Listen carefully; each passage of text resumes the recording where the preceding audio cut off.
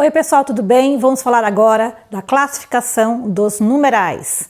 Vamos comigo. Classe gramatical dos numerais são aquelas palavras que indicam uma quantidade exata.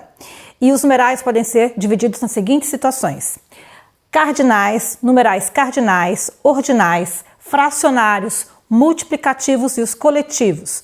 Já te adianto que os coletivos são os mais cobrados no Enem e em qualquer vestibular. Então vem comigo. Para começar com os cardinais, que é o básico. 1, 2, 3, 4, 5. Então, são os números considerados inteiros ou não inteiros, que indicam uma quantidade específica. Como escrevê-los? Eu estou colocando aqui por extenso, mas daqui a pouquinho a gente vai falar sobre como escrever um número bem grande, como funciona isso, tá? Ordinais, o nome já indica, é aquele que indica uma ordem. Então vamos supor que você participou de um concurso e ficou em 77º lugar. 7 e aquele símbolo que indica a ordem, que é um O com tracinho embaixo. Ou você pode escrever por extenso. 77º lugar. Há também a utilização dos números romanos nessas situações. Daqui a pouquinho nós vamos ver em quais situações você vai usar o romano, em quais situações você vai usar o cardinal com a indicação da ordem do lado, certo? Aqui nós temos, por exemplo, a 17ª feira do livro, certo? Em romanos aqui colocados. Vocês, se quiserem dar uma olhadinha como funciona os números romanos, com mais detalhes, dá uma olhadinha lá na nossa aula teórica que você vai encontrar umas informações bem legais sobre números romanos. Então, pessoal, agora nós temos os fracionários. Os fracionários indicam o quê? A parte de um todo, uma parte de um inteiro. Então, 1/3, nós temos 1/3. Pode ser 1/14avo, certo? Temos também metade, que também indica aí um numeral fracionário. Há o contrário do fracionário, que é o multiplicativo, em que você, a partir de uma certa quantia exata, você vai multiplicando. Então, você tem quíntuplos, sextuplos, triplo, dobro, certo? Há também a possibilidade, neste caso, de essa ideia de multiplicativo virar um prefixo. Veja, trigêmeos, o tri ali do trigêmeos ficou como um prefixo da palavra. Até aqui eu acho que vocês, com a matéria de matemática, também entendem basicamente essa diferença entre os 4 tipos, né? Cardinais, ordinais, fracionários e multiplicativos. Agora, que história é essa de substantivos coletivos ou numerais coletivos? Porque eles também são chamados de substantivos coletivos, assim como o arquipélago. Você tem a palavra semana. O que é a semana? A semana é um conjunto de 7 dias, certo? Então, também pode ser classificado como substantivo coletivo, mas principalmente é entendido como um numeral coletivo. E dessas palavras, a mais importante é a palavra ambos. Quando a gente pensa em ambos, você tem o que já? Ambos, ambas, você tem o que? Já 2, né? Sempre tem um número na cabeça, pensa comigo, tá? Então, quando você pensa em dúzia, 12. Você pensa em semestre, 6 meses. Você pensa em década, 10 anos. Você pensa em século, 100 anos. Então, quando você tem uma medida exata, tá?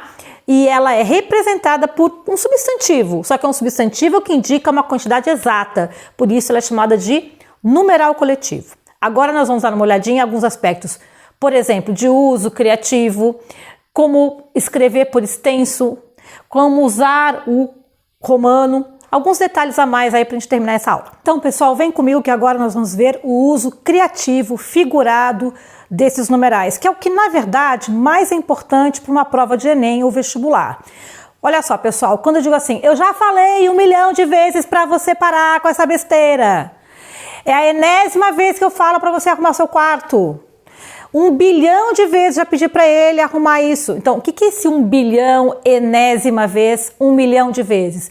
É um exagero, é um uso figurado do numeral. Quer dizer que eu falei de fato 1 bilhão? Claro que não, né? Eu devo ter falado umas 3, 4 vezes, já estou falando que falei 1 bilhão. Então, esse exagero, essa desproporção do número é muito comum na linguagem figurada, ok? Mais um exemplo. Empresta quinhentinho aí, vai.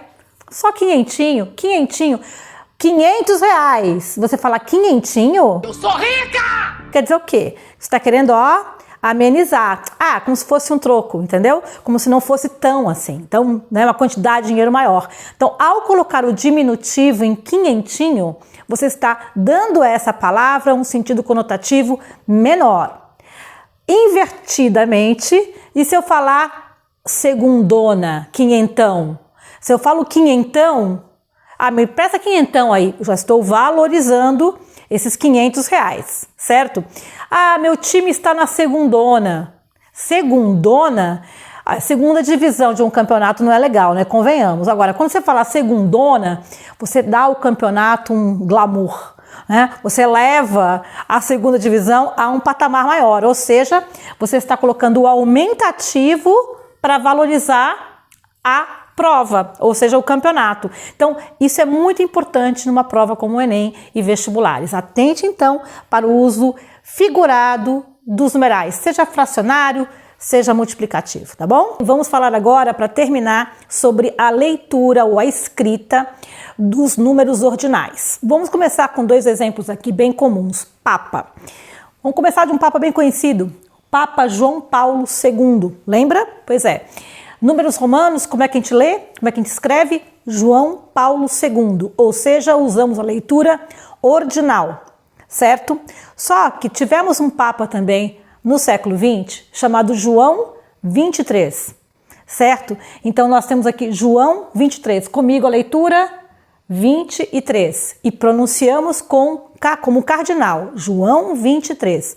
Então como é que é isso? O Papa João Paulo II é ordinal, João 23 é cardinal? Pois é, exatamente isso. Olha só, até 10, inclusive o 10, a leitura vai ser ordinal. Quando você tiver um papa, um rei, enfim, até uma obra de arte, um tomo, um capítulo, você lê como se fosse ordinal. Ordinal. A partir do número 11, tá? Você vai ter a leitura cardinal. Certo? Entendeu? Então, o número é o mesmo, tá vendo? Olha só, o número romano não tem aquele símbolo do ordinal, não tem. Mas você lê como ordinal, segundo.